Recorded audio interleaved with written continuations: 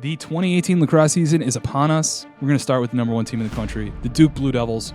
What do you think is the biggest question mark for the Devils heading into this season? Without a doubt, who's going to be taking draws at the faceoff X? When you look at the rest of their squad, it's a lot of experienced guys. Justin Guterding coming back after a 97-point season. You got two of the most athletic defenders in the country in JT Giles Harris and Cade Van Raphorst. But bringing that all together, who's taking the faceoffs? Moving down Tobacco Road, the North Carolina Tar Heels enter the 2018 season on the cusp of the top 10. They won a national championship in 2016. They were first-round exit in 2017. What are your expectations for them heading into 2018? Well, it's certainly a really young team. I mean, their most veteran player is Chris Cloutier. He's one of the best inside finishers in the entire, Division I landscape. But he's complemented by a lot of young guys, especially on the midfield. North Carolina might take a little bit of time, to get things going and reveal who their personality is. NCAA runners-up in 2017, the Ohio State Buckeyes come back, led by sophomore attackman Trey LeClaire, and I think Colin Chell, as senior, has emerged as something of a leader. Well, Trey LeClaire, it starts with him. He's just one of the most unbelievable athletes. The question about him is, can he carry the offensive load? Syracuse, coming off of a very odd fall, their scrimmages were canceled due to a mumps outbreak. They exhibited a nice 11-4 scrimmage victory over Hofstra, another team in the top 20. You've got a ton of influx of young talent. I want to see how those guys fit into it. There's just something about playing there that gives Cuse that edge that they need to win games like that. Their names define the sport of lacrosse at the highest level. 4 programs annually listed among the elite, linked not only by their past success, but by the expectations placed upon them. So don't, for a second, doubt yourself. Just keep playing. You have a long way to go, but it's paying attention to the details. How great do you want to be? Game time. It's in the bag, you better believe it. We all play for one reason. Show out dominating this season. It's time. Take that dub with us, so we leaving. You not with us in the streets, and Braveheart turned it up for this season. Game time. It's the season, 2018.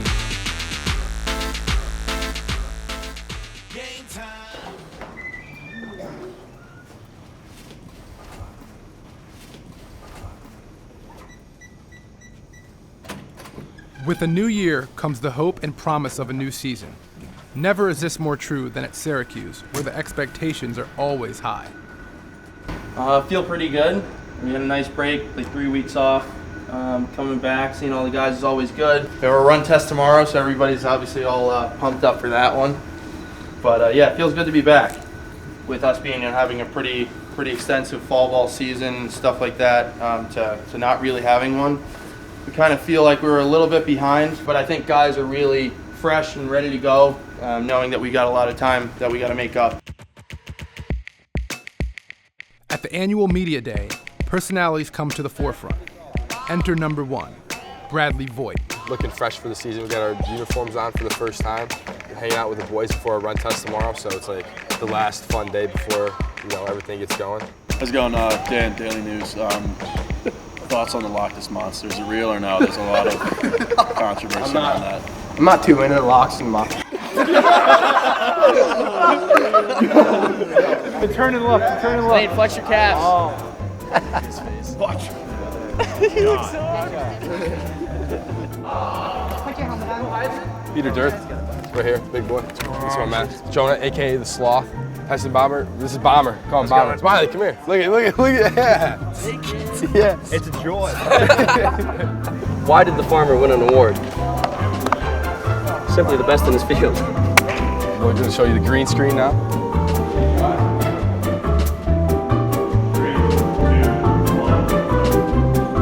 What are you going to do? Tell the camera. Yeah, it's heat of the moment. I can't do it right now. Yeah, what do you got for us? Just a nice smile, cross the arms, just like everybody else.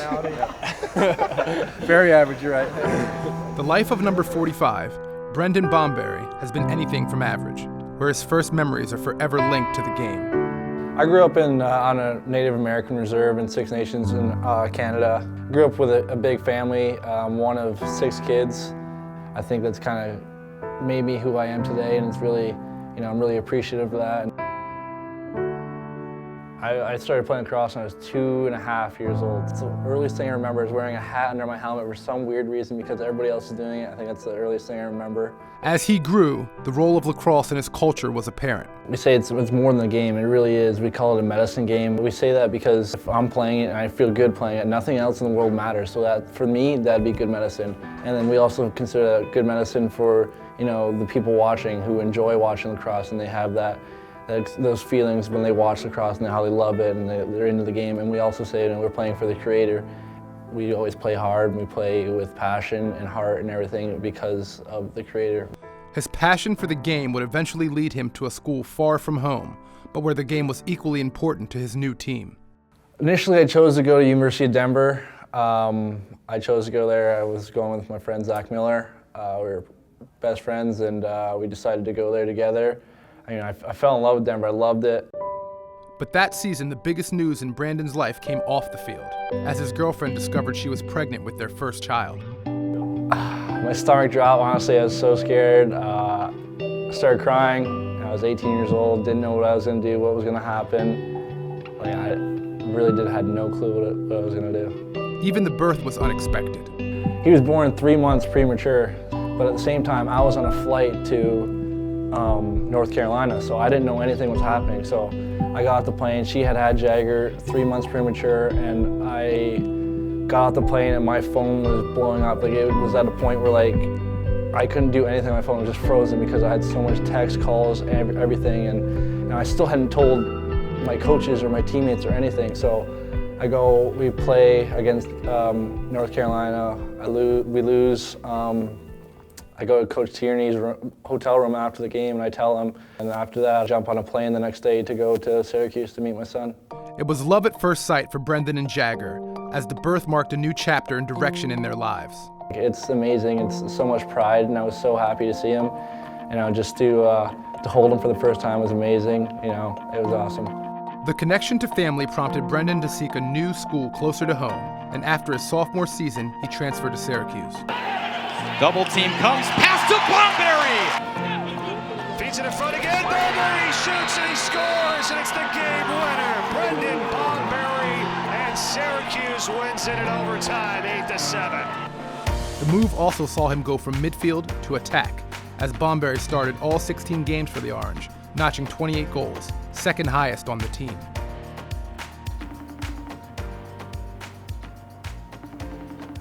Hi. Hi, babe. Do you have a good day at school? Yeah? What's up? Nothing. I'm just sitting here. What are you doing?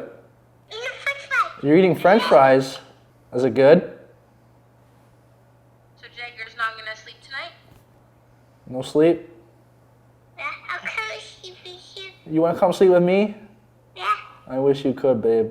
In a couple more weeks, okay? Okay? When I picked him up, he said, Dad's at Syracuse with his friends, right? Yeah, he played cross. Jagger he's wild. That's one word. He's wild. He's unique. He might be the most athletic 2-year-old I think I've ever seen in my entire life. He's always running around playing lacrosse, just always on the go. He's really smart. He's picked up on a lot of things, and he definitely does things with his lacrosse stick that I've never seen any 6-year-old do, and he can do it already. It's pretty unique experience.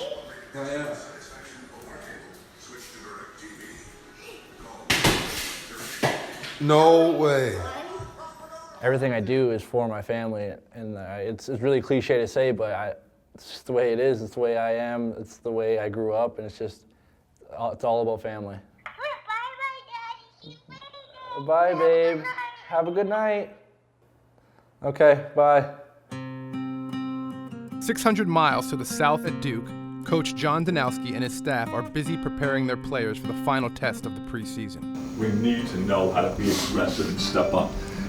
All of a sudden you're down by 3 goals in the first game, and I have never done this before.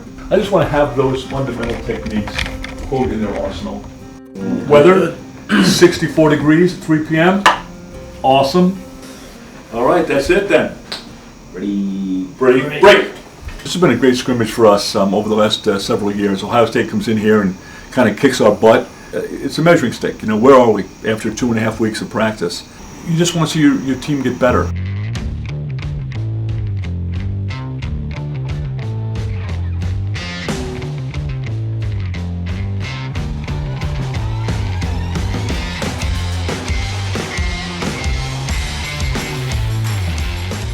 Hurry up, Quinch, you gotta get to this cone. Stay closer to the cone. There you go. Move to the ball. Good. Do it faster. Pick up the pace, man. Done. Let's go.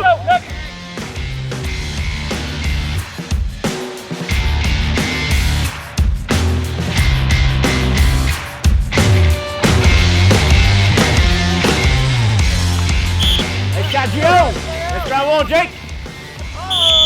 You forgot this. You gotta score goals with this.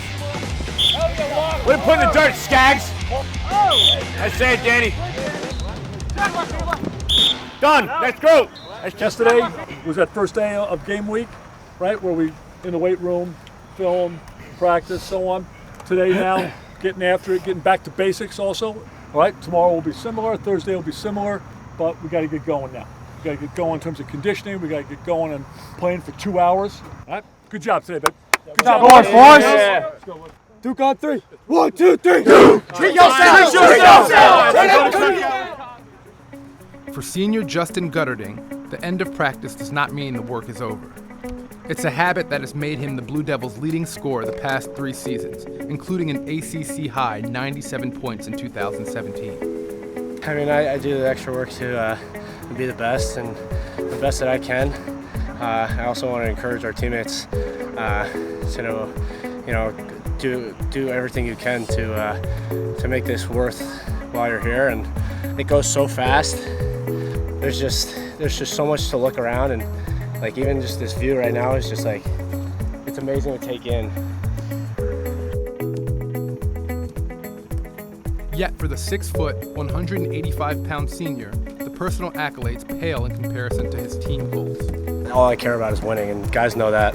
Everything that I've done is a credit to my teammates as well, and past teammates when I was a freshman, those leaders, those seniors brought me along and allowed me to play well and score 50-something goals my freshman year. And now it's my time to really step up and be that leader and bring those freshmen along like Joe Robertson and Nakai Montgomery and show them that they can really play well at this next level.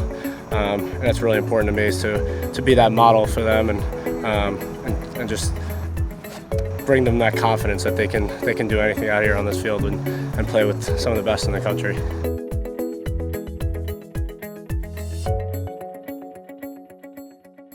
The night before their scrimmage with Ohio State, Coach Stanowski gathers the Blue Devils to cover their final mental checklists.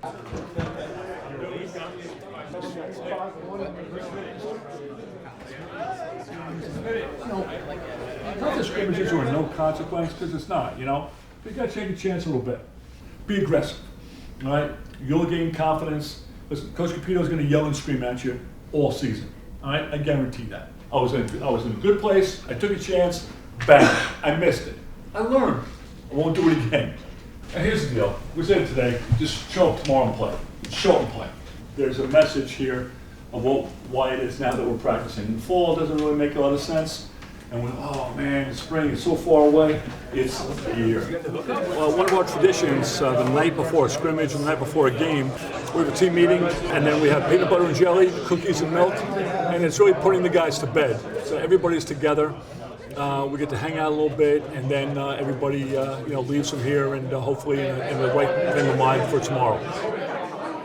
Across town, Coach Nick Myers is making similar preparations for his Ohio State Buckeyes. You say, bub, right? You guys all done?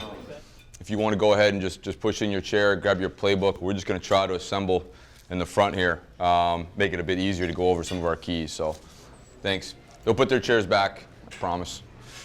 Kind of the goal here today is just this, a little different than what we're going to be doing as we get into next week when we prepare for opponent. But part of our evaluation as a staff and for you guys is to see kind of how our week certainly kind of unfolds today, but also your ability to take information and put it to the field. Don't wing it. Don't just be excited and just see what happens. You know, think about for you what's going to be important to be successful. If a warm-up doesn't go well, or you're having a hard time in the step-down shooting, whatever it may be, like envision that situation too. So it's not all positive, and then something happens you don't like, you don't know how to respond. We got to make sure we know our principles of Buckeye 7 defense. Play them.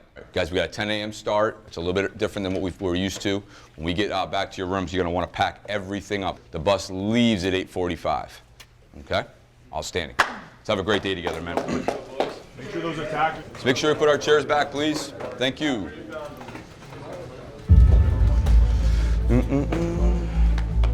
Excited. It is the first time the nation's top-ranked team will face another colored jersey, making the air thick with anticipation. Once the whistle blows, then it's as close to game day until 1 week from today.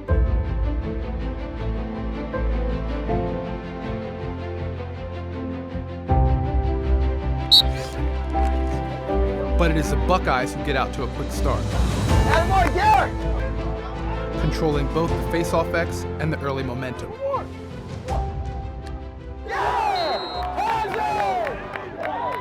An onslaught of Ohio State goals gave them a commanding early lead and sent the Blue Devils looking for answers.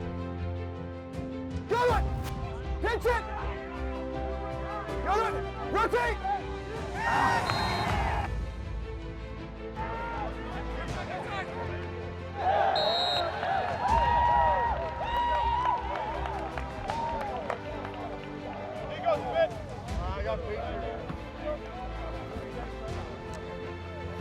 Jackson, don't hesitate.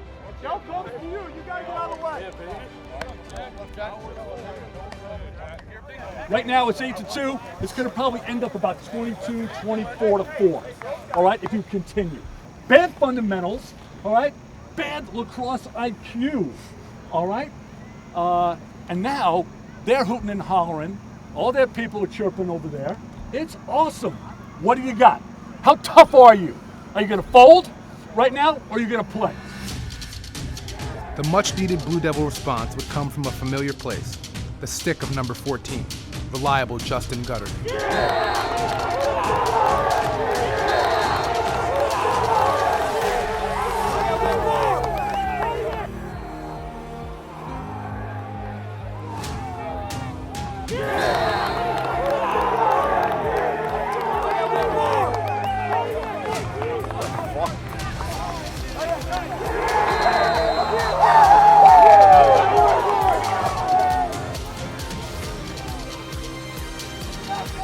But Ohio State superstar Trey LeClaire was quick to match.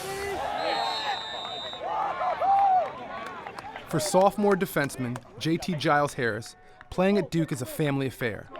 While he represents on the lacrosse field, his brother Joe has earned equal respect on the football field. It's fun. I mean, you get the opportunity to see him play and do something he's very good at, and watch him and his teammates compete. I mean, it's a good time. I enjoy it, give him some pointers, make fun of him, stuff that happens, so it's a good time. It is a brotherly bond that has pushed each to be better, although who is the more accomplished player is a subject of an ongoing debate. You know, I'm a better athlete than him, so I'll let him know that once in a while.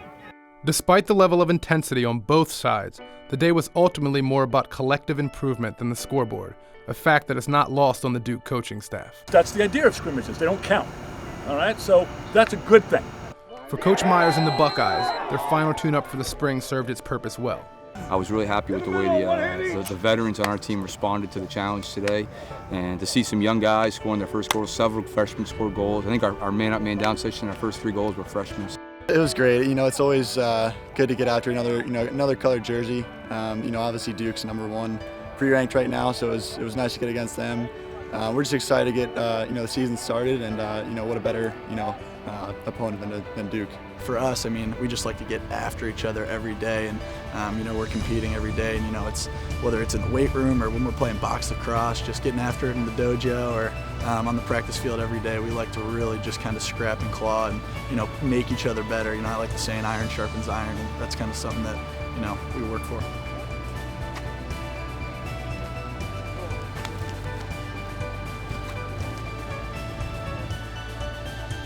The season is on the horizon.